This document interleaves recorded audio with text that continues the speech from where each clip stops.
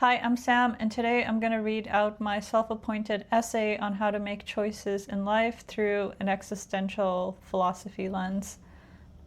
For some context, how I came about writing this is I was describing to a friend how I have different projects I want to pursue and I can't choose.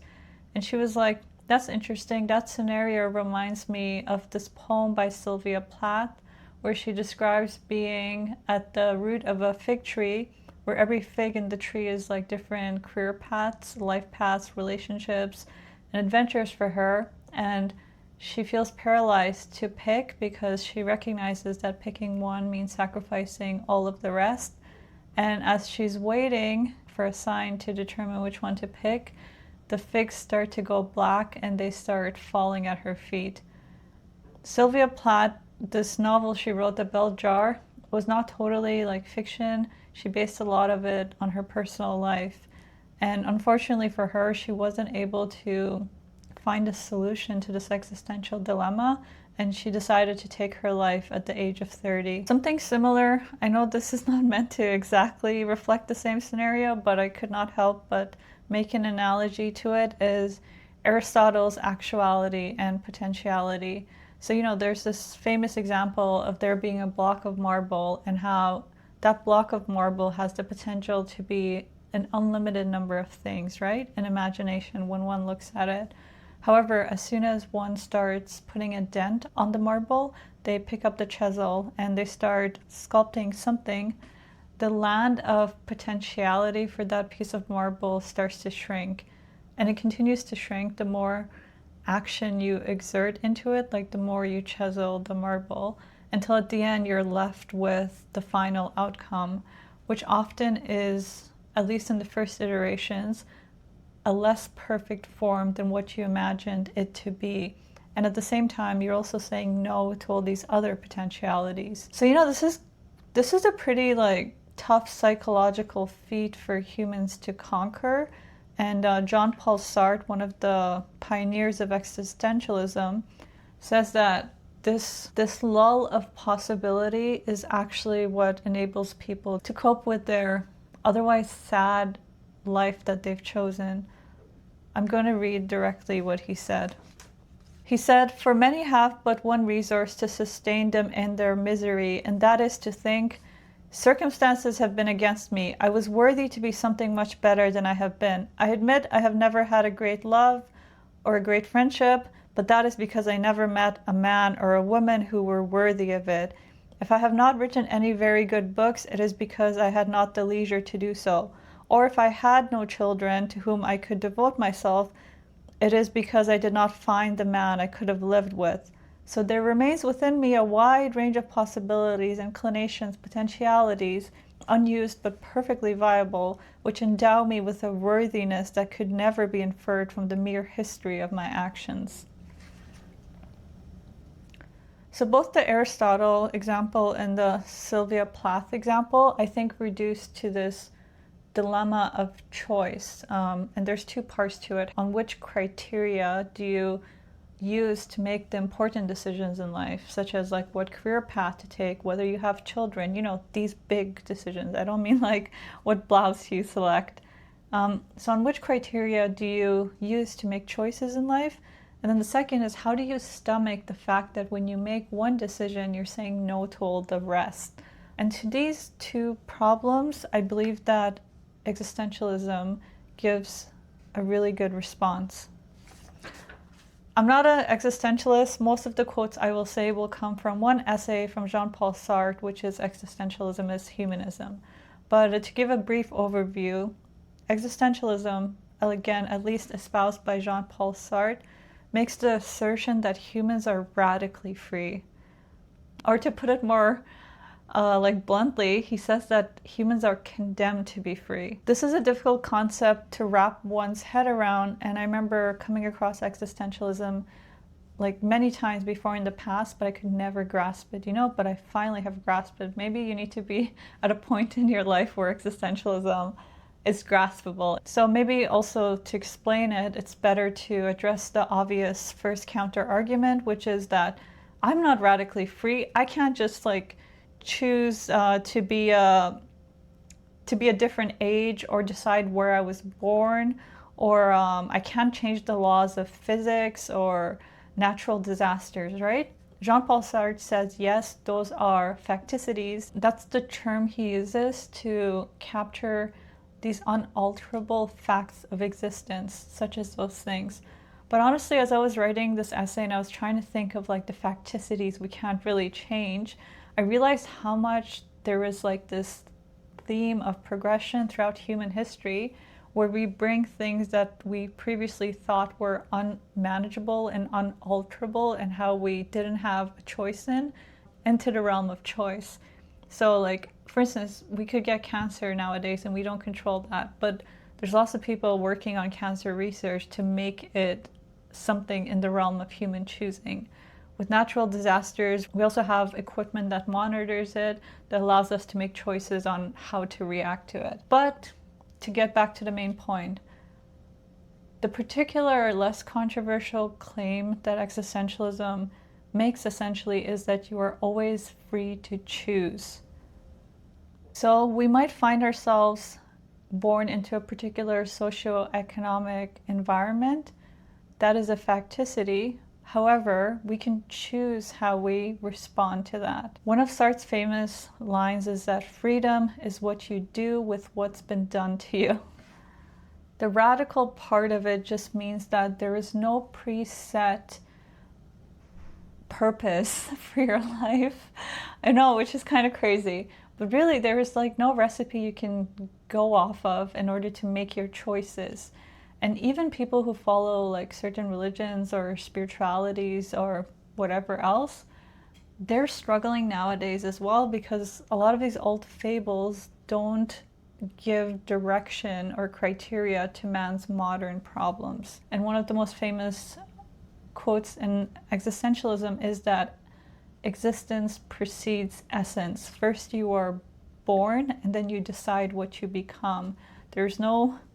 It makes the controversial claim that there is no human nature, there is no thing you have to be. You can choose at any moment to be whatever thing you want to be. So the unsettling part of this statement is that if we are radically free, that means we are also radically responsible for the quality and experience of our lives.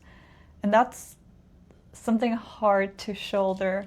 So what Sartre says is that the majority of people, what they do with this knowledge of us being free to choose is they try to suppress it and try to negate it. He calls this acting in bad faith. Bad faith is this practice of self-deception where you make yourself think that you are not free when in fact you are totally, completely free. So let's get back to the main topic. How do you choose? How does a modern individual in our secular society choose? How do they make those important decisions in life? How do we make sure we don't repeat Sylvia Plath's character's tragedy in the novel? Because time is also a facticity, it will always progress forward. Not choosing is also a choice. Okay, so the response to the first dilemma, which we laid out, was what is the criteria we use to choose?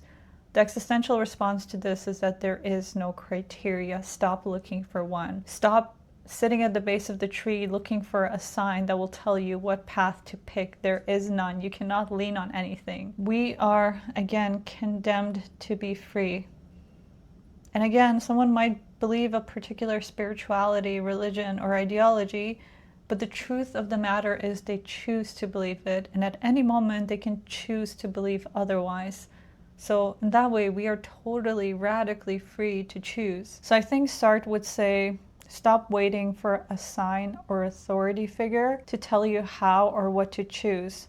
At the end of the day, you are still choosing, even in those instances. Even when you go ask for advice from someone, beforehand, you're choosing the person who you want to hear advice from, which reflects the choice you want to make already. So he says this, like, pretending we're not really free to choose is an exercise in bad faith, a great waste of time, and just stop doing it. You can't lean on anything. You make your own choices.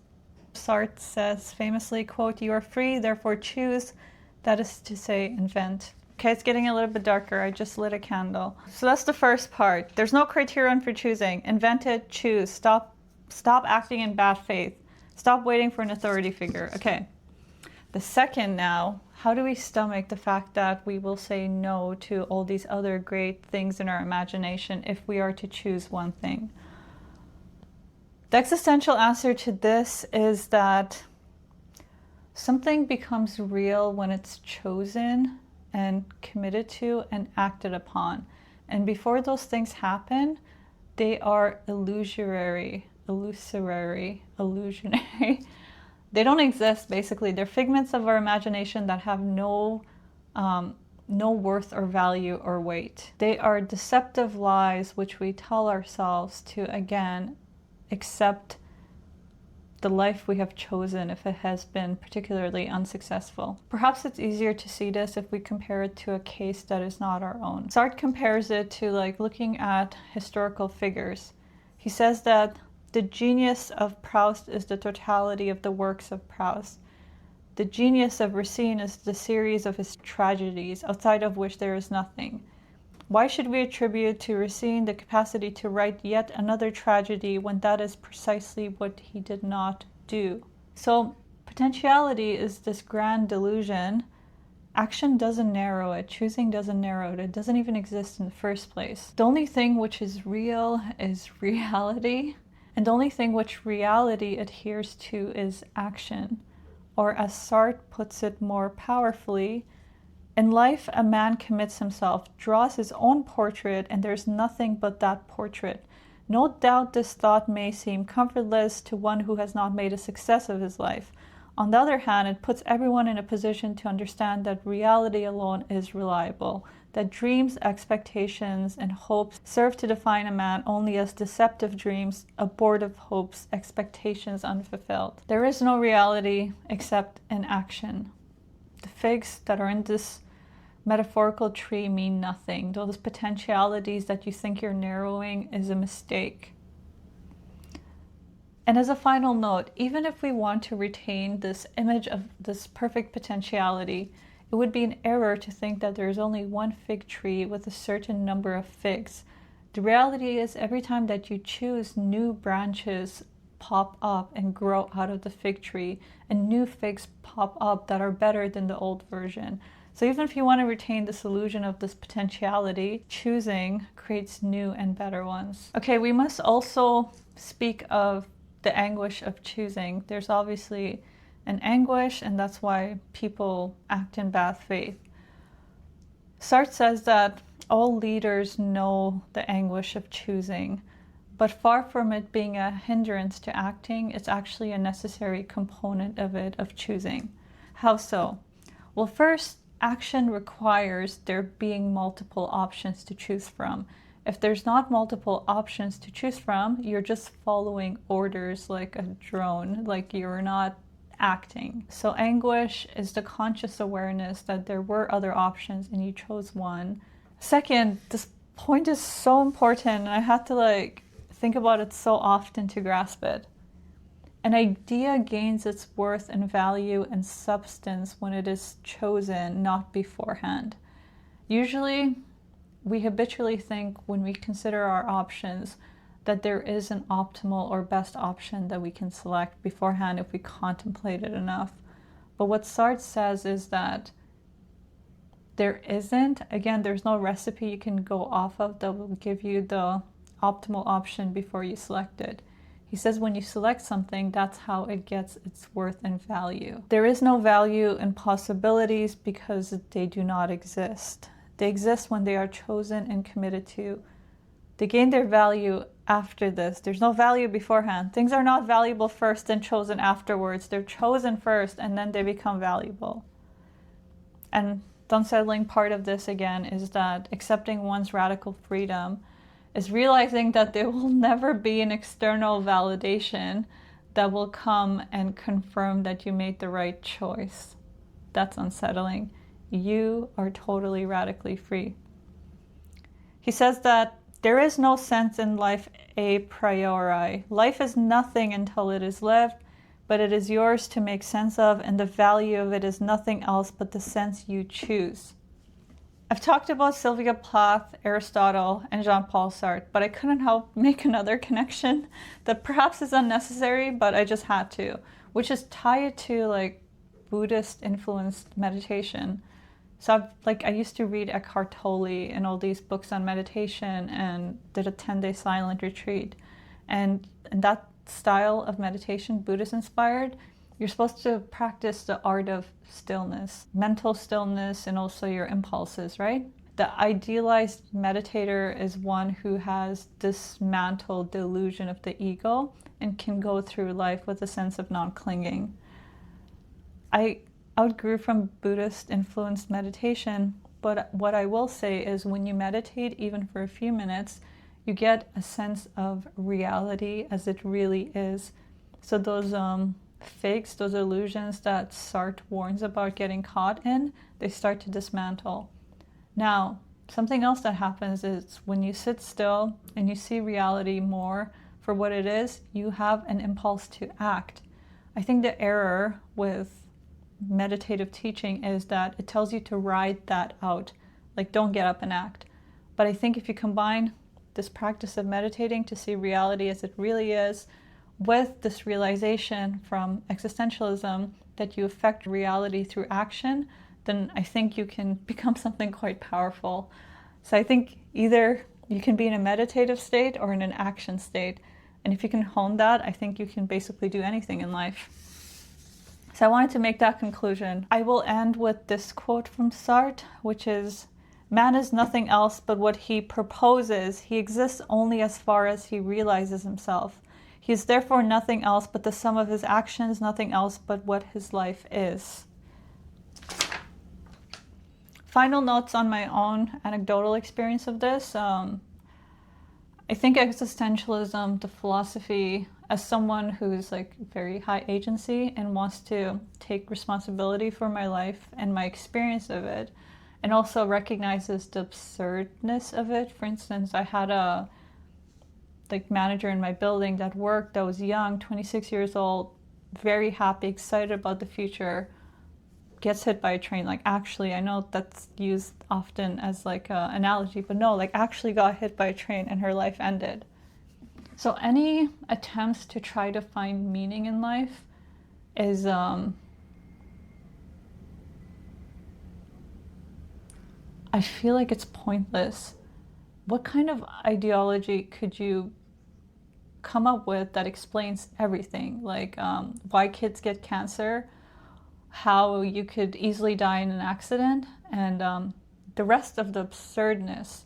So I think existentialism, the fact that it accounts for all those harsh realities and at the same time gives you hope by saying that this just means you are free to choose. You're not beholden to any laws or any,